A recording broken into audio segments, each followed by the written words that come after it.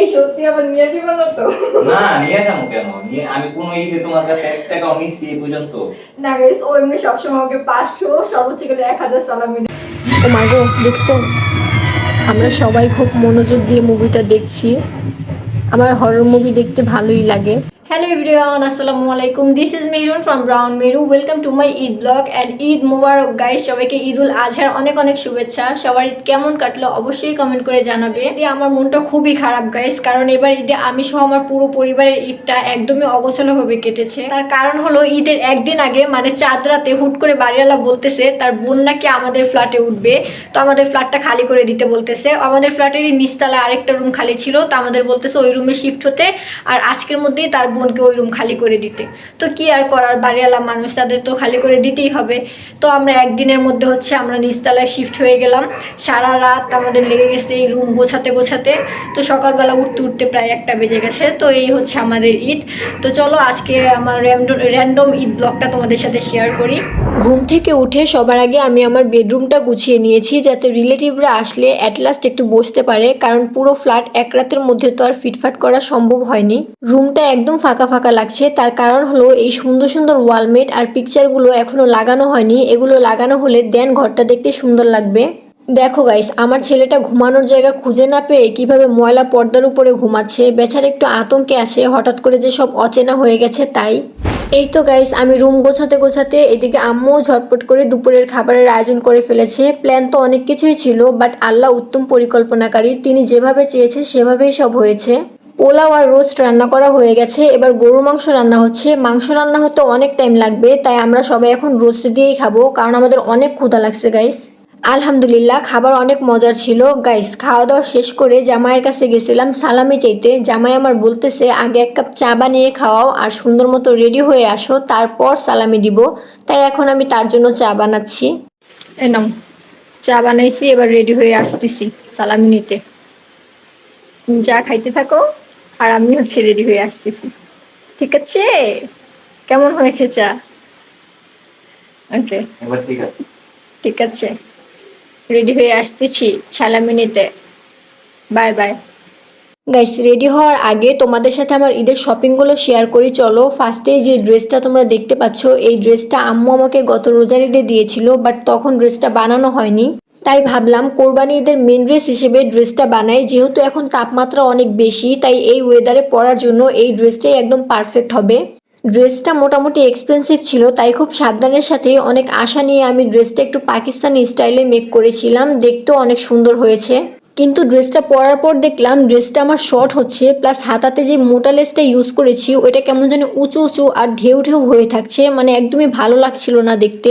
এখন প্রবলেমটা কোথায় হয়েছে আমি বুঝতে পারছিলাম না, তাই আমার মনটা খুবই খারাপ ছিল। আমার বানানো এই প্রথম কোনো ড্রেস এভাবে নষ্ট হয়ে গেল। ড্রেসটা আমার আম্মু আমাকে দিয়েছিল, তাই আমি অনেক যত্ন সহকারে ড্রেসটা বানিয়েছিলাম, বাট ফাইনাল রেজাল্টটা যে এমন হবে এটা আমি ভাবতেই পারিনি। আমার যে কতটা কষ্ট হচ্ছে এটা আসলে বলে বোঝানো সম্ভব না।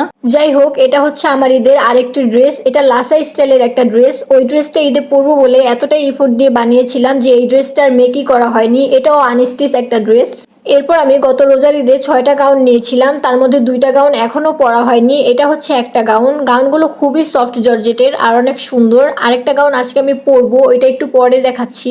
দেন এই সুন্দর বো হিলটা আমি নিয়েছিলাম। এই হিলটা এক দেখাতেই আমার অনেক পছন্দ হয়েছিল। কোয়ালিটিও অনেক প্রিমিয়াম, প্লাস কালারটা তো অনেক জোস, আবার প্রাইসও খুব রিজনেবল ছিল।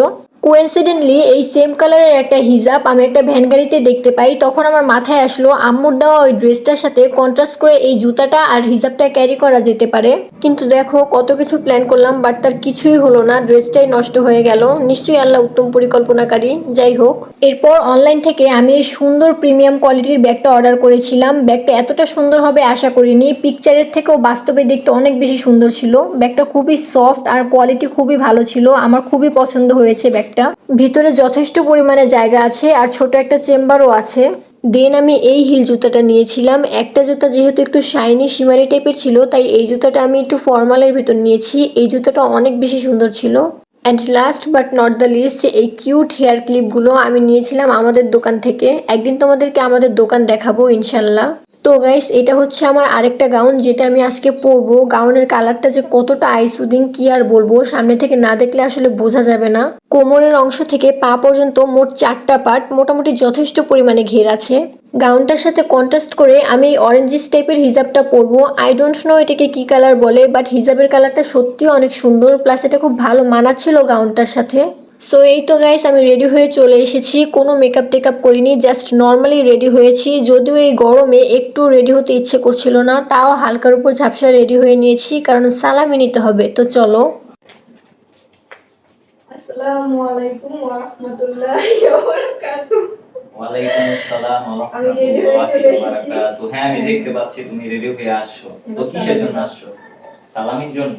তুমি বলছো চা বানায় রেডি করে, মানে রেডি হয়ে আসলে তুমি আমার এই দিবা হ্যাঁ, সালামি। চা আমি খাইছি, চা খাওয়াইছি, এবার রেডি হয়ে আসছি। রেডি হয়ে আসছো, কিন্তু আমি সালামি কাউকে দেই নাই, শুধু তোমাকে দিব। একটা শর্ত আছে। কি শর্ত বলো? আমি তোমাকে চা বানায় খাওয়াইছি, রেডি হয়ে আসছি। হ্যাঁ আমি বলতেছি না দিব না, আমি বলতেছি যে শর্ত আছে। শর্ত হচ্ছে কাউরে শেয়ার করতে পারবা না যে তুমি সালামি পাইছো। আমি তো ব্লগ করতেছি, সবাই তো দেখবেই। আচ্ছা ওটা ঈদের পরে দেখো, ঈদের পরে তার কোনো সালামি আসবে। আচ্ছা ঠিক আছে দাও।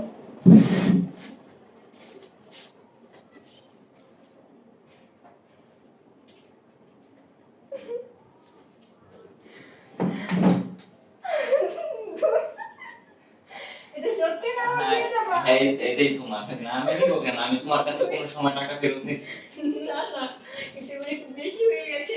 Thank you. এবার তুমি একটু বেশি আশা করছিলে, এই জন্য তোমাকে চেষ্টা করছি। এবার আমি ওকে হচ্ছে আসিফ হুজুরের একটা ওয়াজ পাঠাইছি যে দেখো বউকে বেশি বেশি সালামি দিতে হয়, কিন্তু এত বেশি দিবে এটা আমি ভাবি নাই। Thank you. এবার ঈদ মোবারক। ঈদ মোবারক। ঈদ মোবারক। এই সত্যি আবার নিয়ে দিবা না তো? না নিয়ে যাবো কেন? নিয়ে আমি কোন ঈদে তোমার কাছে 1 টাকাও নিছি এই পর্যন্ত? না গাইস, ও এমনি সবসময় আমাকে 500, সর্বোচ্চ গেলে 1000 সালামি দেয়, এবার 2000 দিয়েছি। ভালো লাগছে। নাও আমার জোসি, আমার ছেলেকে আমি 1000 টাকা দিয়ে দিচ্ছি। আমার ছেলের জন্য এবার আমি অনেকগুলো খাবার কিনতে পারবো। এই টাকা দিয়ে আমি আমার ছেলের জন্য খাবার কিনবো। কিছু ঘুমাইতেছে আমার বাচ্চাটা, এত লক্ষ্মী গাইস, কি বলবো, ঈদের দিন শুধু ঘুমাইতেছে। তো গাইস সারাদিন আমার যত মন খারাপ ছিল সব এক মুহূর্তে ভালো হয়ে গেল। আমি যা আশা করেছিলাম আল্লাহ তার থেকেও অনেক বেশি আমাকে দিয়েছে, আলহামদুলিল্লাহ। যাক, ওয়াজটা পাঠিয়ে তাহলে ভালোই হয়েছে। এখন থেকে প্রতি ঈদের আগে জামাইকে একটা করে সালামির ওয়াজ পাঠাবো, তাহলে জামাই বেশি বেশি করে সালামি দিবে। সালামি পাওয়ার খুশিতে এখন আমি একটু সেমাই দিয়ে মিষ্টি মুখ করব। দুধে চিপচিপা সেমাই আমার একটুও পছন্দ না, যদিও মিষ্টি জিনিসটাই আমার পছন্দ না। মিষ্টি দেখলে বা খেলে আমার গা গোলায়, তাই আম্মু আমার জন্য কম মিষ্টি দিয়ে এইভাবে সেমাই বানিয়ে দেয়। এটা খেতে আমার অনেক মজা লাগে। আমি মজা করে সেমাই খাচ্ছি, আর এইদিকে আমার ছেলে গরুর মাংস খাচ্ছে, একদম চোখ বুজে বুজে কত মজা করে খাচ্ছে, মাশাল্লাহ। দেখো গাইস, আমার ছেলে হচ্ছে গরুর মাংস খেয়ে একদম ক্লান্ত হয়ে গেছে। কি বাবা, তুমি ক্লান্ত হয়ে গেছো? হ্যাঁ, আরে থাক, নাকটা তো ময়লা হয়ে গেছে একদম মাংস খাইতে খাইতে। এই দেখো তার পেট ফুল অফ গোস্ত। ধরবো না, থাক থাক থাক, আদর করে দিই। ওর পেটে তো একটা বাবু এরকম লাগতেছে, মাশাল্লাহ। সো, থাক তুমি সো। সো, এটার ভিতরে কি? এটার ভিতরে কি? গোস্ত? গোস্ত এটার ভিতরে? ওরে, খুব ক্লান্ত লাগতেছে এখন তার, এখন আর শক্তি নাই, ক্যালোরি বেশি হয়ে গেছে। দেখো গাইস, আমরা এখন সবাই মিলে জিম মুভি 2 দেখছি। ঘরটা একদম পুরোটা অন্ধকার হয়ে আছে, আমার খুব ভয় লাগছে। দেখো এখন একটা ভয়ঙ্কর ঘটনা ঘটবে, তোমরাও দেখো।